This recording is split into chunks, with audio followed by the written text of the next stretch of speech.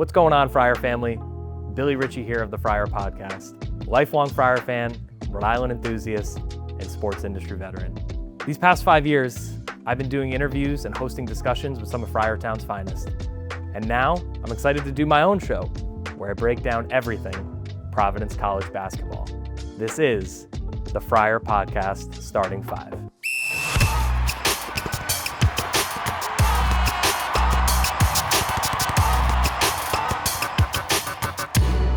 Friar family, this has been a long time coming. With a new head coach and a new era upon us, I'm ready to start a new chapter myself and start doing some things in the Friar media world that I've been trying to do for a long time.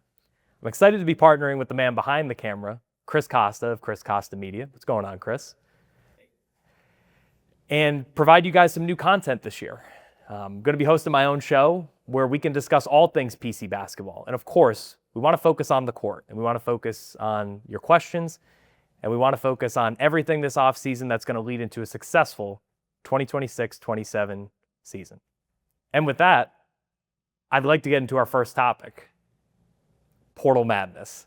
The first Friar to commit in the portal this season was Miles Byrd. Miles Byrd is a senior with San Diego State, averaged about 10 points a game, Mountain West Defensive Player of the Year, and Friartown, let me tell you, he's a defensive stopper in every way. Shades of Justin Minaya, but with even a little bit more upside. Our good buddy at friarbasketball.com, Kevin Fairhair, put out the tweet that opponents against Byrd last year shot 26%. Byrd was in the 96th percentile in points per possession against, and in the past 2 seasons, he had 127 steals. I mean, this guy is a defensive stopper, again, in every way. And as we saw last year with the Friars, we were 289th in defensive efficiency, and we kind of teetered around the 300 mark for most of the season. Obviously not enough to win games in the Big East, and we saw the defense either give up leads or be inconsistent when we needed it most to pull out some really close games, especially as we went into Big East play. So I think it's safe to say that I think a lot of the fans are excited that we're going to have a player like Miles Byrd on the roster next year as sort of that go-to guy on the defensive end. And he did average about 40% from the field as well, in 2-point percentage, 3-point percentage at about 30, hoping under Brian Hodgson's system of taking threes in transition and getting out and running that we can see that up a little bit. But for what it's worth, we haven't had a defensive stopper in a while, since Justin Minaya, or dare I say, like a Chris Dunn. And how I would describe Miles Byrd's game is, I don't know if I'd describe it as pesky, but I would describe it as imposing. That there are going to be guys every night that know they're going to make a few less shots when Miles Byrd's going to be defending them. And again, going into those grinded out games against UConn, against St. John's, Villanova, Marquette, that's a player that I think we're going to look back on in this portal cycle and be glad that we got. I mean, as Coach Hodgson has said, there is a lot of rumors about there how much guys are getting paid and this whole circus that has become the transfer portal. But consensusly, most major media outlets have Byrd as a top 10 to 15 prospect. So the Friars made some huge noise with their first addition in the transfer portal last night. And now let's get to the second player that the Friars took in the portal also last night, which shocked the college basketball world for many. I mean, I can tell you, in my life of rooting for the Providence College Friars, which now is going on about 30 years, that I would have never imagined that a professional basketball player would choose to leave playing professional basketball in the United States to come play at the Amica Mutual Pavilion. And that's exactly what Dink Pate did. So Dink Pate, his government name is Sasha, is a 6'8" guard, 20 years old, from Dallas, Texas. Originally started his professional basketball career with the G League Ignite and became, after Scoot Henderson, the youngest player in United States history to become a professional basketball player. So I know that there's a lot of controversy or talk online about G League and professional players trying to come back and play college basketball. I will say that Pate is a unique example. He actually is only 20 years old. He started his career at 17. He played for the G League Ignite. the Mexico City Capitans, and then most recently the Westchester Knicks just up the road. And again, in the case of like Charles Bediako with Alabama, he's 24 years of age and actually signed a two-way contract to play in the NBA. With Pate, he did not. He declined a two-way contract to keep his eligibility to make this exact move. But to be clear, with Miles Byrd and now Dink Pate, the Friars beat out some blue blood type schools to win this talent on the roster. With Byrd, it was the likes of Kentucky, Louisville, Vanderbilt, Baylor, and Texas. And with Dink, it seemed like he was a lock for Kentucky, a school that we would lose recruits to in the old model about 9 or 10 times out of 10. So again, the Friars shocked the college basketball world in this move last night. And with Dink Pate, he's a prototypical scorer, and he fills up the stat sheet with both rebounds and assists every night. I put out there last night on X that he had a 37, 11, and 13 assist triple-double in just December of last year. I mean, talk about that level of production coming to the Big East. And on the season, Dink averaged 17 points, about 6.5 rebounds, and a little over 3 assists. I mean, he is a prototypical scorer and pro in every facet. He's 6'8", guard wing, really long and athletic. And I think he's going to be scary for a lot of matchups this year in the Big East and in the non-conference. Again, I just truly can't believe that there's going to be a professional basketball player suiting up for the Friars, but it's the sign of the times. And obviously Stefan Vax last year came over from Estonia and was a professional in every way there and played for his national team. It's just crazy to think that we now could consistently be recruiting guys from the G League and from the professional ranks to play at the Miko Mutual Pavilion. It's truly the dawn of a new era, and I'm excited to see what Dink can provide. I think he's going to be an electric scorer, and from what he's posted on social, I think he's really excited to be a Friar. And then lastly, there was one member of the Friars that did choose to stay under Coach Hodgson, and that, of course, is Ryan Mela. Ryan averaged about 10 points last year, 50% shooting from the field, and 80% from the line. He had a big sort of glow up in his percentages and his efficiencies in year 2. But I'm really excited to see what Ryan can provide on a team with a winning culture. He's the type of guy that does a little bit of it all. And I can tell you this, Friartown, it wasn't just the around the world layup or reverse layup against UConn that led me to want to keep Ryan Mela on the roster. Again, there's so many little things that he does, and I think it's clear that Coach Hodgson noticed that immediately in the recruiting process. Coach said that he was going to do a deep analytical deep dive on every player, and I think it speaks volumes that he was able to come to agreement with Ryan and his family to stay on the Friar roster. I mean, as of yesterday, April 9th, there was one player on the Providence College Friars for the 26-27 season. I don't know what's crazier, that or bringing in somebody from the NBA G League. But, I mean, really excited to have Ryan back, hoping that he can continue to improve on his three-pointer. He was 9 of 16 to close out the season in the last 5 games. Seemed to be really getting his feet going as in the Big East tournament against Butler. He had a great offensive showing. It kind of seems like everything's coming together for Ryan Mela, whether it be controlling his pace, getting boards as a 6'7", sort of 2-3, and now being able to score the basketball at all 3 levels. I'm really excited for Ryan to come back, and I know a lot of Friar fans are as well. Now, let's get to the guys that are confirmed to be leaving Friartown. First is Oswin Arumse. Oswin is going to be going into his junior season, spent the first 2 seasons obviously with the Friars. And I do think that there's mixed opinions from the fan base on whether Oswin should have returned for year 3. I will say this. In Big East play, Oswin averaged about 10 rebounds, and it seemed to be that he was getting his footing at least on the defensive rebounding and, of course, shot blocking, consistently considered one of the top shot blockers in America. But as we saw with Oswin, whether it be conditioning, whether it be featuring him offensively, or just simply, finding his go-to post move, it seemed like things were incomplete for Oswin at Providence, even though Oswin would say that Providence has been his home for his time in the United States. The rumor out there was that Creighton offered a lot of money, and I was connecting with people before the news broke that was probably going to happen. And when it broke, I mean, there was serious rumor and even some confirmed knowledge that Oswin was getting about $3 million to go to Creighton. And obviously never ideal to transfer within conference and play against your former team twice. But I think there might be a better marriage actually between Creighton and Oswin, considering that last year they did not have a big. And considering how they kind of play the game and how they kind of set up everything from the three-point line, I think they can space out their shooters and put Oswin underneath for a similar role that he played at PC.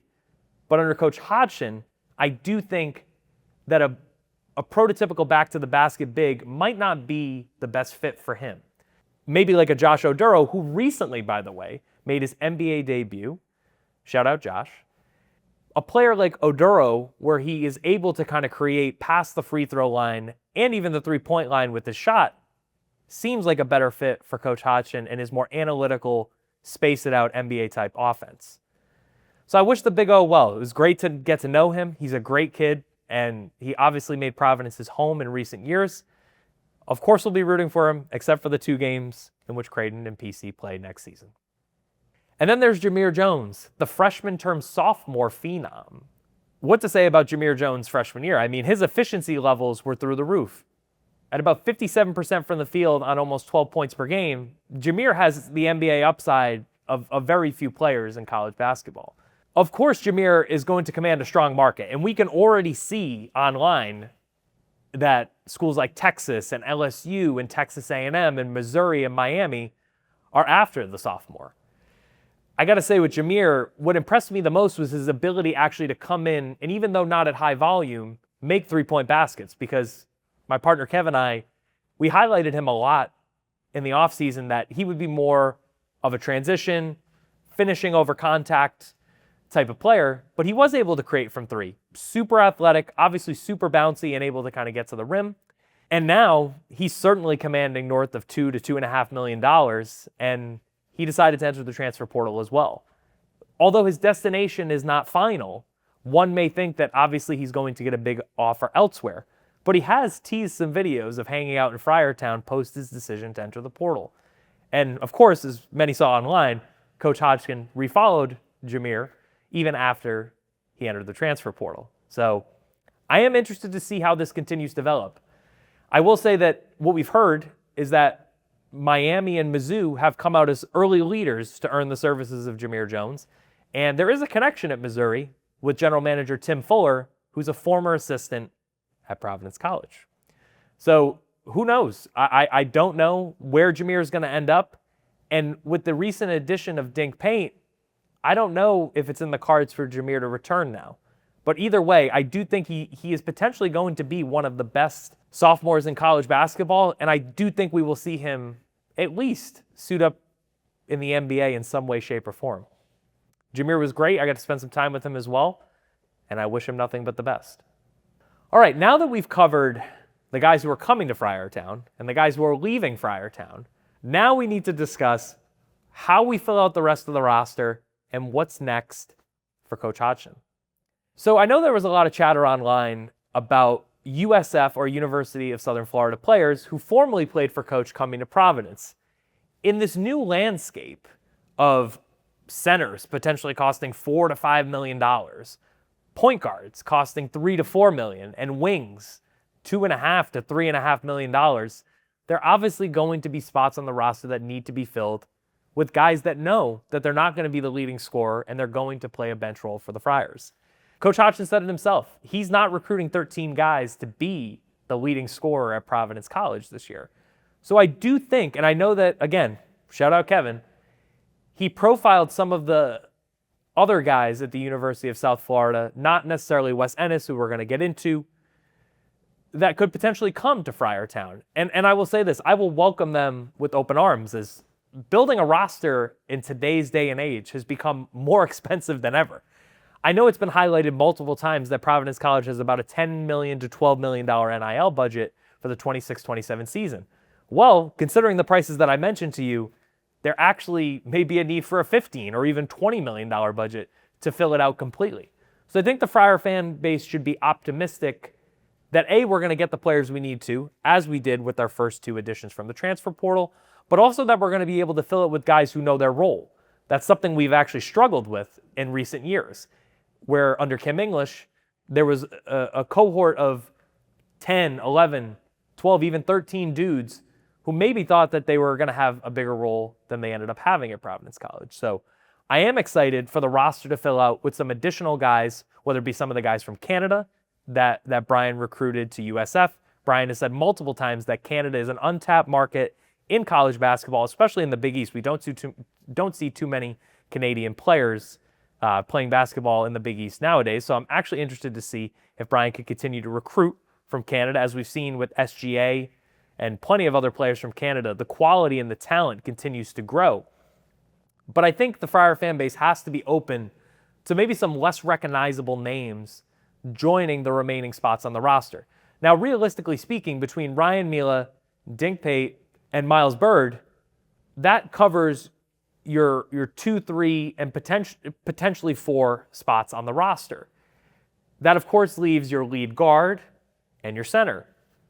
I have no doubts that the center from Alabama that many have been talking about is obviously going to be one of Coach Hodgson's recruiting choices, because he did come from the University of Alabama, right?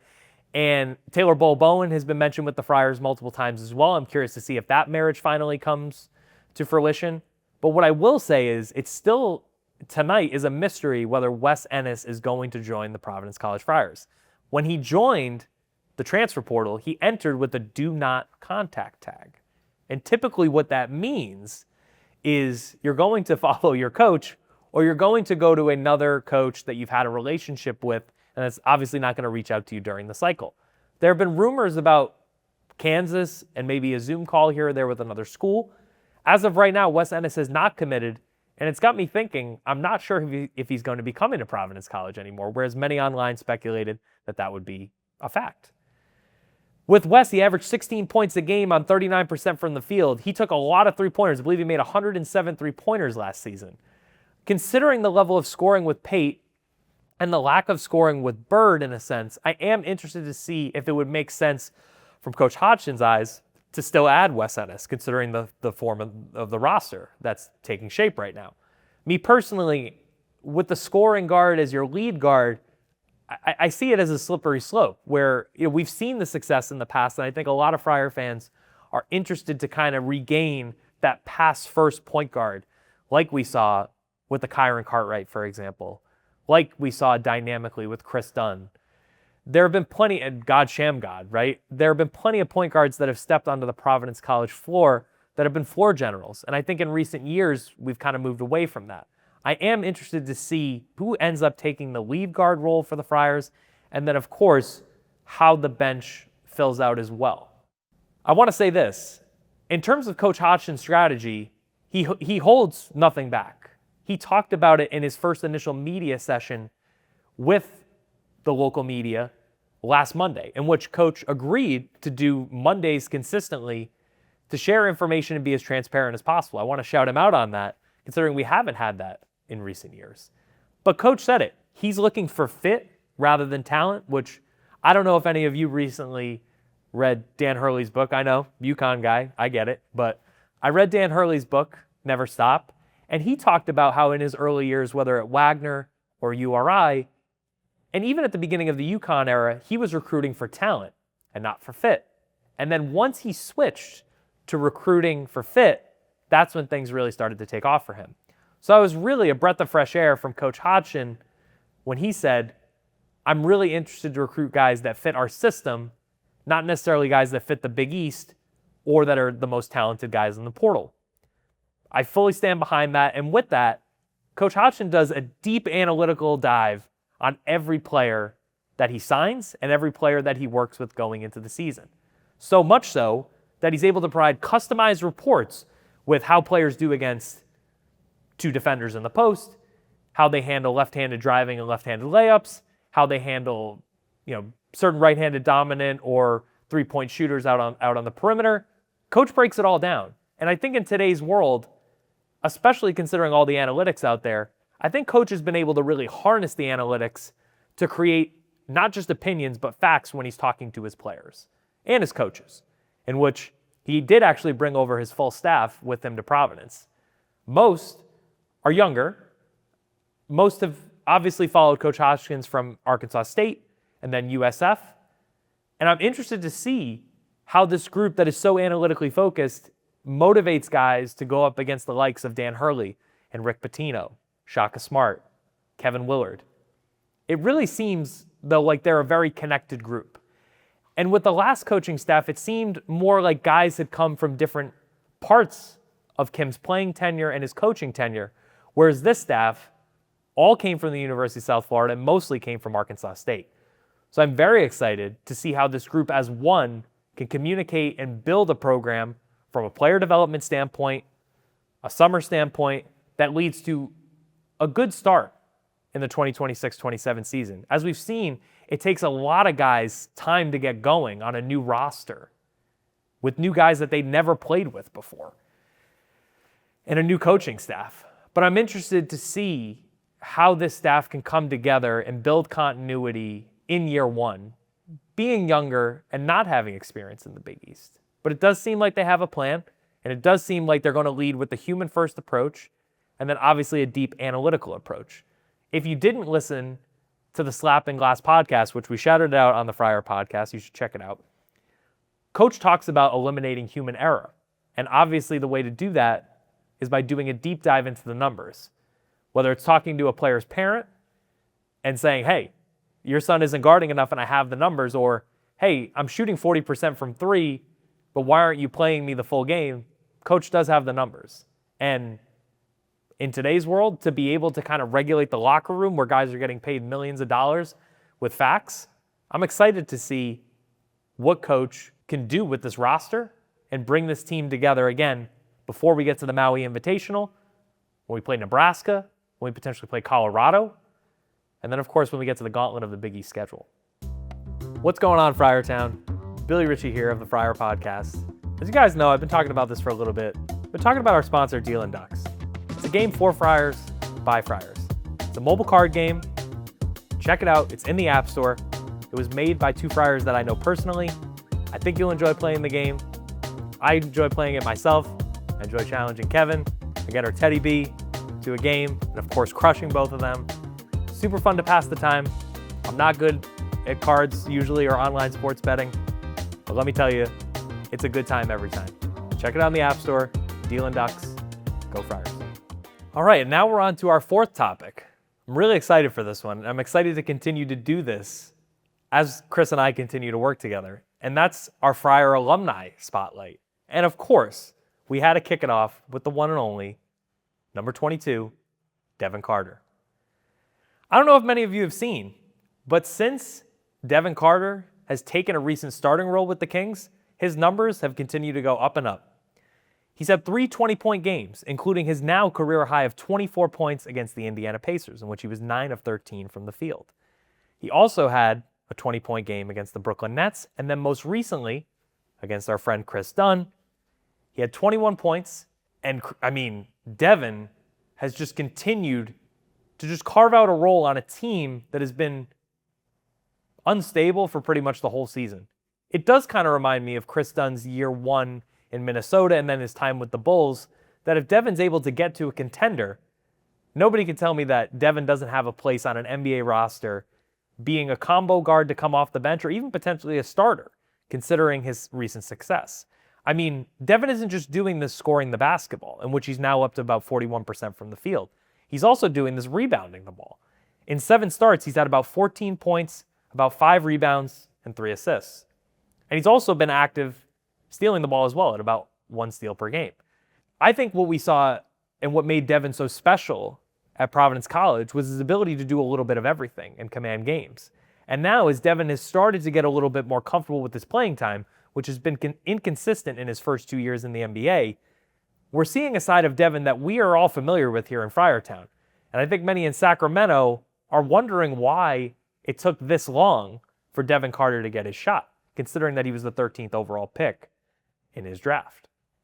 With Devin Carter, again, I know that he doesn't have a natural position. Like, he's not necessarily a point guard or a shooting guard. but he can do both. And I think that combo role, especially as a 6th or 7th man in the NBA, could lead Devin to a really good long-time role in the association. I'm excited to continue to watch Devin evolve his game. From behind the three-point line, it has been shaky at points, but again, Devin's ability to create his own shot, Devin's ability to grab boards, even though at times he's not one of the larger guards on the court, and then his ability to distribute the basketball has been really key for the Kings as they've kind of struggled down the stretch. With Devin Carter, I would obviously love to see him return, of course, to the Celtics or return to the area with the Boston Celtics. One can only hope that he can get to a contender next year, as Devin is certainly a special talent and somebody who's going to be in the NBA for a long time. And now we're going to get to our final segment tonight. College basketball is in an interesting place. There's not a lot of regulation around contracts, money, players coming from different leagues, as we were just talking about with our own Providence College Friars.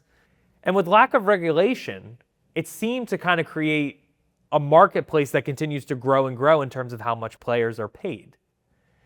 What's interesting is as players continue to get paid more and more, which of course they are more than entitled to, there are going to be more have-nots than haves in college basketball. And it seems interesting that there will be potentially less parity in something that everybody loves, and that's the NCAA tournament.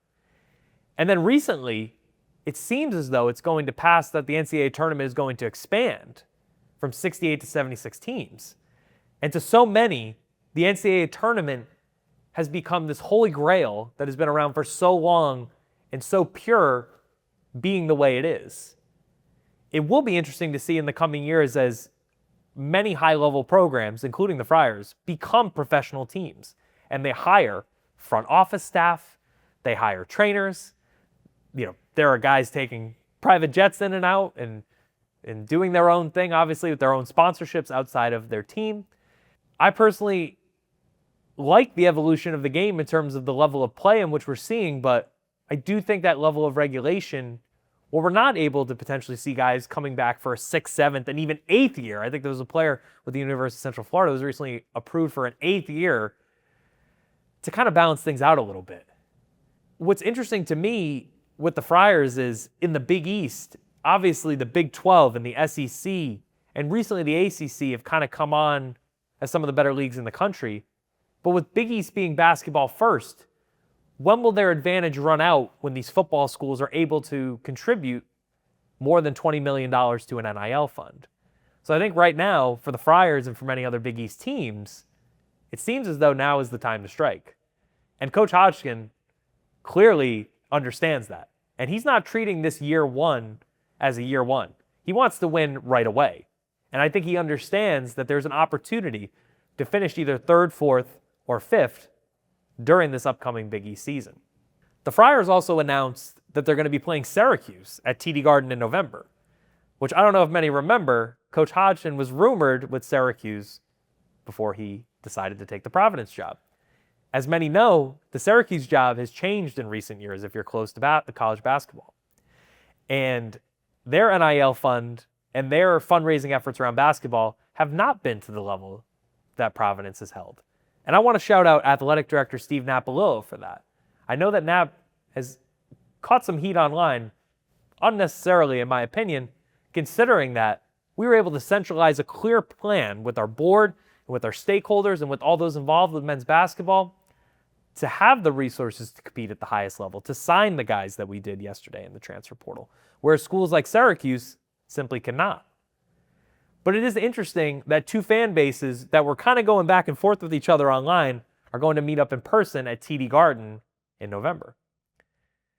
Do I think the Friars should play a game every year at TD Garden? Absolutely. Obviously, there's a deeper connection to the Celtics, and there have been for a long time with President Rich Gotham, and now head coach of the Celtics, Joe Mazzulla, being a local Rhode Islander, who was at the PC St. John's game earlier this year. TD Garden is a great venue to play basketball games. And even though the Friars have opted to play more games at Mohegan, we all know that getting out to Connecticut and watching some games there can be a little bit expensive. So I personally am all for the Friars playing games at TD Garden moving forward each year and scheduling marquee opponents. I don't know if a lot of you in the college basketball world saw, but recently there was an approval that teams can now travel abroad each year before their season officially starts. Before, it used to be every 4 years. The Friars most recently went to Spain in 2023-24, and we saw that the level of bonding that brought together on that roster with guys from George Mason, like Josh Oduro, Ticket Gaines, and then obviously the returners, like Bryce Hopkins before he got injured, and Devin Carter.